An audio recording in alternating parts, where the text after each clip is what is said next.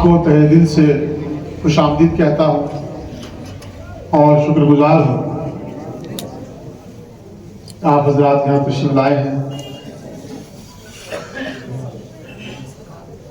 یہ انتہائی مبارک موقع ہوتا ہے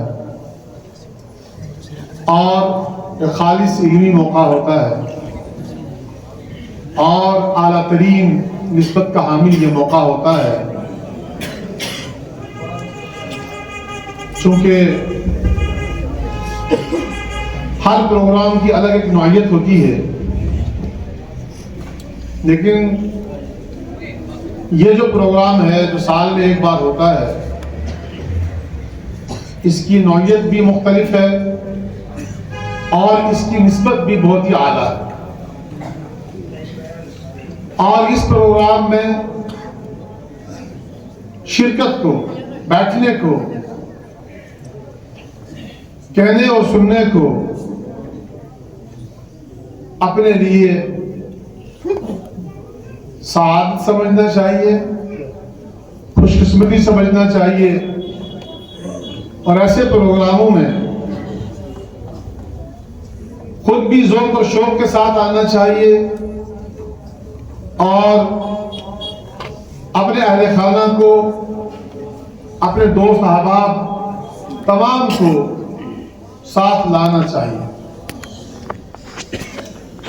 ہمارے علاقے میں یہ علمی بہاریں کبھی کبھار ہی منعقد ہوتی ہیں، اور ایک زمانہ ایسا تھا جب اس قسم کے پروگراموں کے بارے میں سوچا بھی نہیں جا سکتا تھا، لیکن اللہ کا فضل و کرم ہے کہ اللہ تبارک و تعالیٰ نے آج یہ دن بھی دکھایا ہے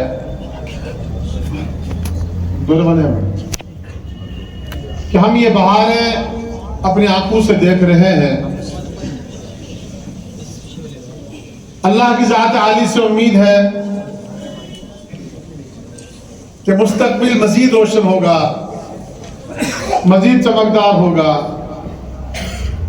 اور توحید و سنت کی فضائیں، صدائیں ان وادیوں میں اور زور و شور کے ساتھ گونجیں گی۔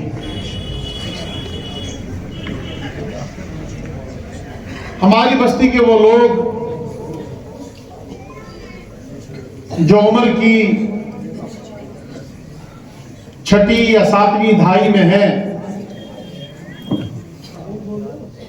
جو آج سے 50 سال پہلے والے پنچ کے احوال و قوائف سے واقف ہیں، انہیں اس بات کا بخوبی علم ہے کہ پنچ میں یسر القرآن کا پڑھنا پڑھانا، نورانی قاعدے کا پڑھنا پڑھانا ایک بیگانی بات لگتی ہے، لیکن اللہ کا انعام ہے، اللہ کا فضل ہے کہ آپ نے دین حق کی دعوت و تبلیغ کے لیے انبیاء کرام کا سلسلہ جاری فرمایا، اور سب سے آخر میں ہمارے اور آپ کے آقا نامدار، تاجدار مدینہ، فخر کونین، فخر دو عالم، خاتم النبیین جناب محمد رسول اللہ صلی اللہ علیہ وسلم کی ذات اقدس کو مبعوث فرمایا، اور یہ وعدہ کیا اللہ نے کہ میرا دین ہر کچے اور پکے گھر میں پہنچ کر رہے گا۔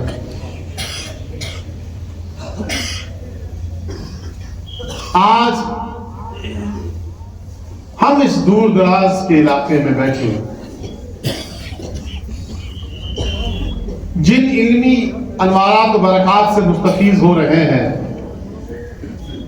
اور جن خوشگوار مناظر کا ہم مشاہدہ کر رہے ہیں، اور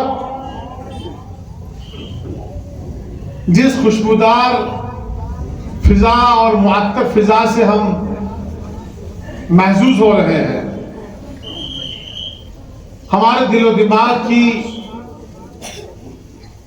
جو خوشکن کیفیت ہے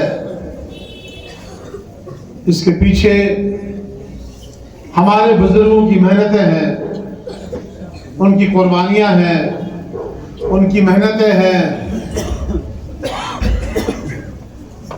ممکن ہے کہ آج کی نسل کو یا نئی نسل کو یہ لگتا ہوگا کہ یہ سب راتوں رات بن گیا، یہ سب اپنے آپ سب کچھ ہو گیا، لیکن عزیز دوستو، پیارے نوجوانوں، کبھی فرصت ملے اور وقت ملے اپنے جیتے جی بزرگوں سے پوچھئے گا کہ یہ ادارے کیسے قائم ہوئے، کیسے پنپے، کیسے پڑھے اور بھلے، کیسے آج جس مقام پر یہ کھڑے ہیں وہاں پہنچے۔ ضیاء العلوم نے اپنی 51 سالہ تاریخ میں جو حالات دیکھے، جو پریشانیاں دیکھی، جو مصائب دیکھے، گو کہ وہ خدا کے حکیمانہ نظام کا حصہ تھا اور وہ سنت الہیہ تھی کہ ضیاء العلوم اس پرآشوب دور سے گزرا اور نکلا، اور اللہ تبارک و تعالیٰ نے اپنے خاص فضل و کرم سے اس کی حفاظت فرمائی۔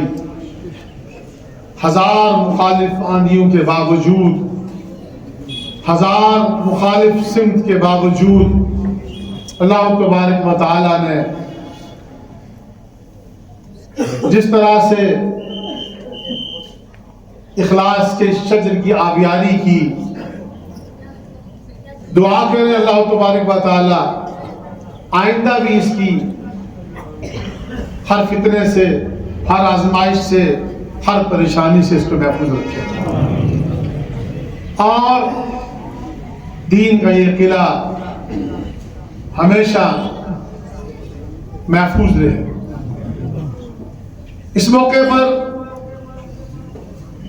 آپ حضرات کو یاد دلانا ضروری ہے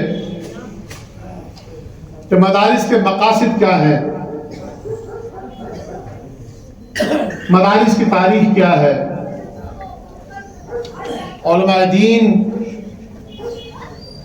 کی ذمہ داریاں کیا ہیں، اور اس کے بعد آپ کی کیا ذمہ داری ہے۔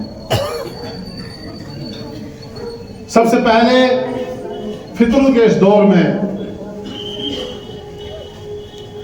زوال کے اس دور میں،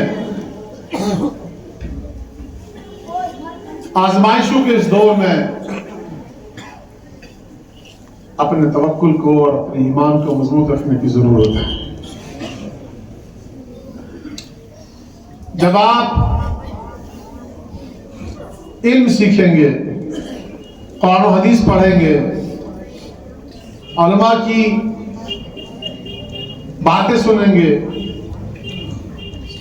تو آپ کو قرب قیامت کے فکروں سے بچنے میں مدد ملے گی، ورنہ جس تیزی کے ساتھ فتنے رونما ہو رہے ہیں اور گزشتہ کئی صدیوں سے زوال پذیر یہ قوم، جس کا زوال ابھی ختم ہونے کو نہیں ہے، نہ اس کے کو بظاہر آسان لگتے ہیں، اور نہ قرآن و حدیث کی روشنی میں بھی وقت آیا ہے کہ جب یہ امت اپنے زوال سے اپنا پیچھا چھڑا سکے۔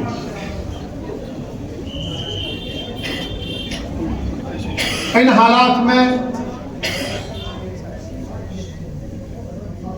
اپنی صفوں میں اتحاد پیدا کیجئے، ایک دوسرے کو برداشت کیجئے، ایک دوسرے سے حسن ظن رکھیے، طبقاتی، لسانی، فروئی اختلافات سے بچتے رہیے، اور ہر ایسے عمل سے، چاہے وہ شعوری طور پر ہو یا غیر شعوری طور پر ہو، جو ملت کو نقصان پہنچائے، اس سے بچنے کی کوشش کیجیے، اور ہر اس فرد سے بچنے کی کوشش کیجیے جو دین کے نام پر قرآن و سنت کے نام پر تفریق پیدا کرے، تقسیم کا مزاج بنائے یا بانٹنے کا کام کرے۔ مدارس کا یہی پیغام ہے، اور بالخصوص آپ کو ایک پڑھے لکھے سماج کا حصہ ہونے کے ناطے اور تاریخ کا غیر جانبدارانہ مطالعہ کرنا چاہیے، اور پچھلی 1-2 صدیوں کی تاریخ آپ کو پڑھنی چاہیے کہ انگریز سامراج کے دوران یہاں کیا حالات پیدا ہوئے، دارالعلوم دیوبند کن حالات میں قائم ہوا، دارالعلوم دیوبند کے قیام سے پہلے اور اس کے بعد کے حالات کیا تھے۔ یہ کسی مولوی سے سننے کی آپ کو ضرورت نہیں ہے، بلکہ تاریخ پڑھنے سے آپ اس حقیقت تک پہنچ جائیں گے کہ برصغیر ہند و پاک میں یا جتنا بھی یہ سب کانٹیننٹ ہے، اس میں جو ہماری دینی شناخت ہے، ملی شناخت ہے، اور جو دینی آیا کا ایک نظام ہمارے ہاں قائم ہے، اس کے پیچھے محرکات کیا ہے، اسباب کیا ہے، کن کی قربانی ہے۔ اس لیے بعض اوقات انسان پروپیگنڈے کا شکار ہو جاتا ہے، اور وہ غلط کو صحیح اس معنی کا سمجھ لیتا ہے کہ وہ اتحاد کو بھی امت کے لیے نقصان دہ تصور کر بیٹھتا ہے، جو جہالت کی انتہا ہے، جو بے وقوفی کی انتہا ہے، جو ضد کی انتہا ہے۔ میں کل رات کسی کا بیان سن رہا تھا، میں دیکھ رہا تھا کہ علوم دینیہ پر بات کرتے کس طرح سے یہ پیغام دیا گیا کہ اتحاد کی کوئی صورت نہیں بن سکتی، کوئی ضرورت نہیں اتحاد کی۔ آپ جو کام کر رہے ہیں مخالفین تو آپ سے پہلے، آپ کیوں یہ کام کر رہے ہیں؟ آپ کیوں انرجی ویسٹ کر رہے ہیں؟ اگر آپ کو دوسروں کو اعلیٰ کار ہی بننا ہے تو اعلیٰ کار بننے کی ضرورت کیا ہے؟ انہی کے کام کو آگے بڑھائیے، جانے دیجیے، ہونے دیجیے نقصان جتنا ہوتا ہے۔ تو بہرحال آج جامعہ ضیاءالعلوم کا 12واں جلسہ ختم بخاری ہے۔ ویسے تو ہماری جو بچیاں ہیں وہ تو سن 2008 سے فارغ ہو رہی ہیں، البتہ 2011 میں پہلی بار جب یہاں حضرت مولانا ارشد مدنی صاحب دامت برکاتہم تشریف لائے تھے، اور پہلا درس بخاری جب منعقد ہوا تھا جلسہ بخاری، تب سے اب تک الحمدللہ سلسلہ وار اور بہت خوش اسلوبی کے ساتھ جلسہ بخاری منعقد ہو رہا ہے، اور آپ لوگ بڑے ذوق اور شوق کے ساتھ آتے ہیں، اور اس سلسلے کو جاری رکھیے، اور کوشش کیجیے، چونکہ آپ کے بھی بہت سے فرائض منصبی ہیں، آپ اپنے آپ کو بری و ذمہ نہیں سمجھ سکتے۔ آپ میں جو تاجر ہیں، جو کسان ہیں، جو ملازم ہیں، جو بھی جس پیشے سے ہے، وہ اپنے آپ کو بری و ذمہ نہیں سمجھ سکتا۔ وہ یہ نہیں کہہ سکتا کہ دین کی اشاعت اور حفاظت میرا کام نہیں، یہ مولوی کا کام ہے۔ اس غلط فہمی کو ذہنوں سے نکالیے۔ آپ کی ذمہ داری یہ ہے، کیا آپ کی بیوی جو آپ کی جان جگر ہے، کیا وہ بھی آپ کی ہمنوا ہے کہ نہیں؟ آپ کی جوان اولاد کیا وہ بھی صحیح راستے پر ہے کہ نہیں؟ آپ کے رشتہ دار اور برادری والے، کیا ان کی بھی آپ تربیت کر پا رہے ہیں کہ نہیں؟ آپ کے دوست اور احباب، کیا آپ ان تک بھی خیر خواہی کی بات پہنچا رہے ہیں کہ نہیں؟ اگر یہ سب آپ نہیں کر رہے ہیں اور ہم نہیں کر رہے ہیں تو ہم سب کے سب عند اللہ مجرم ہیں، اور یہ سب لوگ روز محشر میں ہمارا گریبان پکڑیں گے۔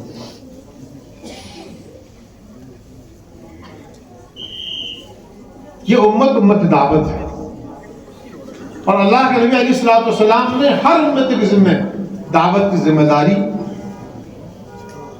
دی ہے، اور اسے پہنچانا حت الوسائی ہم سب کی ذمہ داری ہے۔ لہذا ہم کیسے ایک دینی معاشرہ بنائیں، کیسے ہم ایک پاکیزہ معاشرہ بنائیں، کیسے ہم اپنی نوجوان نسل کو مغرب کی اندھا دھند تقلید سے بچائیں۔ دنیا میں کوئی معاشرہ خراب نہیں ہوتا، کوئی مذہب خراب نہیں ہوتا، ہر جگہ ملی جلی تہذیبوں کے اپنے خد و خال ہوتے ہیں، الگ الگ امتیازات ہوتے ہیں، لیکن جب انسان اپنی فکر سے واقف نہیں ہوتا تو وہ دوسروں کی فکر کو اپنانے میں دیر نہیں لگاتا۔ اسی لیے ہم نے دیکھا بہت سے کم علم لوگ جب اسلام کی وکالت کرنے بیٹھتے ہیں تو وہ بجائے فائدہ پہنچانے کے نقصان پہنچا دیتے ہیں۔ اس سے بچنا بہت ضروری ہے۔ اور اس وقت جو سب سے بڑا چیلنج ہے، جو ہمارے سامنے جو مسئلہ درپیش ہے، وہ ہمارے نوجوانوں کا ہے، اور نوجوانوں میں بھی ہماری بچیوں کا ہے، اور دیگر طبقات اور دیگر سماج کے مقابلے میں ہمارے سماج کے بچے بچیاں بیداری کا زیادہ شکار ہو رہے ہیں۔ یہ حقیقت ہے اور سچائی ہے، اور اس کی بنیادی وجہ کیا ہے کہ سیاستدان کو سیاست کرنے سے فکر نہیں ہے، اور مولویوں کو جھگڑے کرنے سے فرصت نہیں ہے، تو نوجوانوں کے رہبری کون کرے؟ اور جب نوجوان یہ دیکھتا ہے کہ یہ جو وارثین انبیاء اپنے آپ کو کہلاتے ہیں، جو علم کے حاملین اپنے آپ کو کہلاتے ہیں، یہ تو باہم دست و غریبہ ہیں، یہ ہماری کیا اصلاح کریں گے؟ پھر وہ وہاں جاتے ہیں جہاں انہیں کہیں بھی امید کی کرن نظر آتی ہے، پھر ان کی مرضی ہے، وہ جہاں جائیں وہ ان کی مرضی ہے، ان کی چوائس ہے۔ جب ہم رہنمائی کرنے کے لائق ہی نہیں ہے، رہبری کرنے کے لائق ہی نہیں ہے، تو پھر رونا کس بات کا ہے؟ پھر گلا کس سے؟ تو ہمارا نوجوان بچہ اور بچی جس کی تباہی کا ذمہ دار سب سے پہلے اس کے والدین ہیں، اور سب سے آخر میں اس کے والدین۔ والدین کی ناقص اندیشیاں، غلط حوصلہ افزائیاں، ہر چیز کو صرف نظر کرنا، اور ہر چیز میں بے وجہ آزادی دینا، اور پھر جب نتائج نکل کر آتے ہیں اس وقت پھر ماں باپ روتے ہیں، لیکن تب تک چڑیا کھیت چگ چکی ہوتی ہے۔ لہذا اگر آپ یہ چاہتے ہیں اور ہم یہ چاہتے ہیں کہ ہمارا نوجوان شرابی نہ بنے، جواری نہ بنے، نشوئی نہ بنے، دہریہ نہ بنے، خدا کا باغی نہ بنے، تو اس کے لیے ہمیں عملی طور پر اور مثبت انداز میں آپ علیہ السلام کی اسوہ حسنہ کے مطابق دعوت دین کا فریضہ انجام دینا ہوگا، ورنہ شکوے کرنے سے بھلا نہیں ہوتا۔ جو قوم گلے گزاریاں کرنے کے عادی ہو جائے، شکوہ شکایت کرنے کا عادی ہو جائے، وہ موت سے پہلے مر جاتی ہے۔ لہذا ایسے اجتماعات ہمیں یاد دلاتے ہیں کہ ہماری ذمہ داریاں کیا ہیں، علماء کی ذمہ داریاں کیا ہیں، عوام کی ذمہ داریاں کیا ہیں، سماج کے پڑھے لکھے لوگوں کی ذمہ داریاں کیا ہیں. اگر ہم ان ذمہ داریوں سے منہ چڑائیں گے تو ہمارا انجام بھیانک ہونے والا ہے. لہذا آج کے اس موقع پر جب ہم آپ علیہ الصلوۃ والسلام کی نسبت سے، حدیث رسول صلی اللہ علیہ وسلم کی نسبت سے اور درس بخاری کی نسبت سے جو ہم یہاں جمع ہوئے ہیں، یہاں سے ایک پیغام لے کے جائیں گے. پیغام قرآن و حدیث کا پیغام ہوگا. وہ پیغام دینداری اور دین فہمی کا پیغام ہونا ہوگا.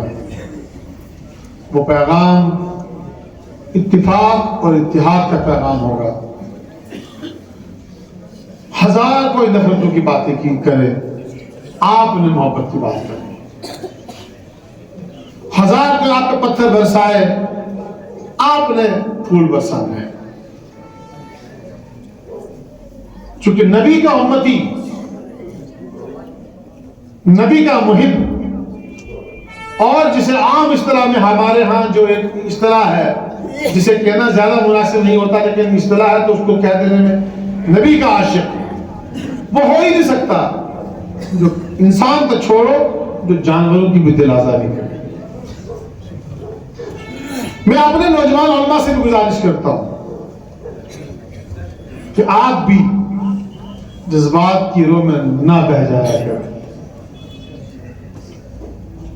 سیرت النبی پڑھنے کے بعد، اسوہ حسنہ کا مطالعہ کرنے کے بعد ہمیں یہ پتہ چلتا ہے کہ اللہ کے نبی علیہ السلام کو بھی کہا گیا کہ آپ بے چین و بے قرار نہ ہو، پریشان نہ ہو.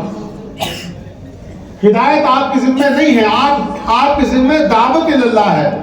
ہدایت دینا بانٹنا ہمارا کام. اور آپ نے، اور ان سے لوگوں سے کہتا ہوں، آپ نے مولانا غلام قادری صاحب کو دیکھا، مولانا غلام قادری صاحب کے 51 سالہ سفر دیکھا. انہیں مارا بھی گیا، پیٹا بھی گیا، حملہ بھی کیا گیا، ستایا بھی گیا، پریشان بھی کیا گیا. ایک وقت وہ آیا جب بدر کرنے کی کوشش بھی کی گئی. کتنے حملے ہوئے، کیا کیا ہوا، وہ شاید یہاں بہت سے لوگ جو عمر دراز ہیں ان کو پتہ ہے کن کن حالات سے. لیکن اللہ کا یہ انعام ہے کہ والد محترم نے کبھی بھی رد عمل کی پالیسی اختیار نہیں. اور اکثر یہ فرماتے تھے مجھے اپنا کام کرنا ہے، مجھے دیپ جلائے جانا ہے، اور جسے پتھر برسانے ہیں وہ پتھر برساتا رہے. اس کے مقدر ہے کہ وہ پتھر برسائے، مجھے دیپ جلانے ہیں، مجھے خوشبو بکھیرنی ہے، میرا یہ کام. اور آپ نتیجہ دیکھیں، آپ دیکھیں نتائج کے پاس. آپ دیکھیں سنت اللہ کیا ہے، سنت نبی کیا ہے. آپ اگر اخلاص کے ساتھ کام کریں گے، آپ اگر اسوہ حسنہ کی روشنی میں دین کا کام کریں گے، آپ اللہ کے نبی علیہ السلام کا مزاج نبوت سمجھ کے کام کریں گے، کامیابی آپ کے قدم چوم کے رہے گی. دنیا کی بڑی سے بڑی طاقت بھی آپ کو شکست نہیں دے سکتی. کیوں کہ آپ پیچھے اخلاص کھڑا ہے، آپ کے پیچھے اللہ کی مدد کھڑی ہے. گالیاں دینے والے، پتھراؤ کرنے والے، حملہ کرنے والے، تانا دینے والے، طنز کرنے والے، یہ سب وہ اسوہ حسنہ سے ہٹے ہوئے لوگ. لہذا میں اپنی بات کو اب ختم کرنا چاہتا ہوں. ہمارے درمیان ہمارے مہمان مکرم حضرت مولانا سید محمد سلمان منصور پوری صاحب تشریف فرما ہو چکے ہیں.